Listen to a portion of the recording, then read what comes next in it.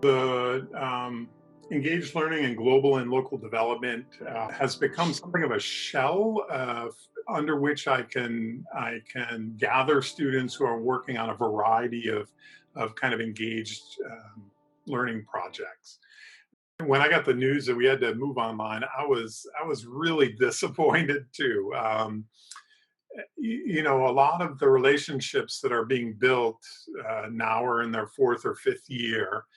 It takes a lot of energy to make these kind of workable relationships, that are beneficial to the community in some meaningful way, as well as the students. And so it felt like a real lost opportunity, right? We have one more chance to kind of work together, do something tangible with and for the communities that we're working with. I think the students developed uh, a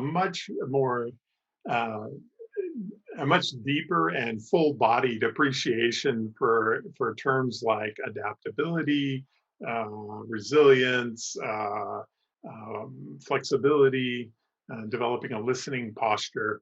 These are all things we talk about, um, but when their kind of emergent plans had to be reconfigured substantially, that's a very hard and um, yeah, and deeply embedded lesson in some of those aspects of global development. We always talk about the need to develop plans and then be ready to torch them, the first day that you arrive, if something dramatic has changed, or if you really misread what people were talking about and what they were interested in. And they they certainly experienced that.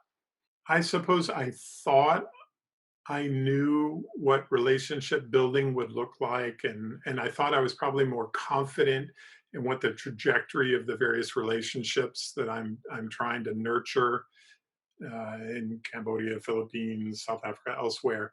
Um, I had more confidence in what I was doing than maybe I should have, because something like this could come up, in other ways, conflict in one of the countries, or God forbid, something happened to a key player somewhere.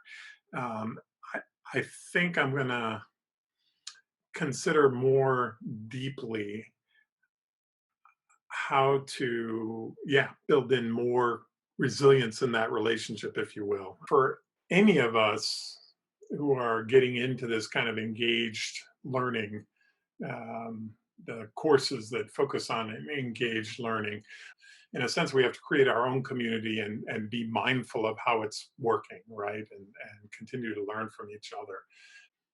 A lot of indigenous studies faculty say keep the relationships central, right? It's all about the relationships. Continuing to make that the central focus is really important when, like, specific project objectives no longer are viable, right?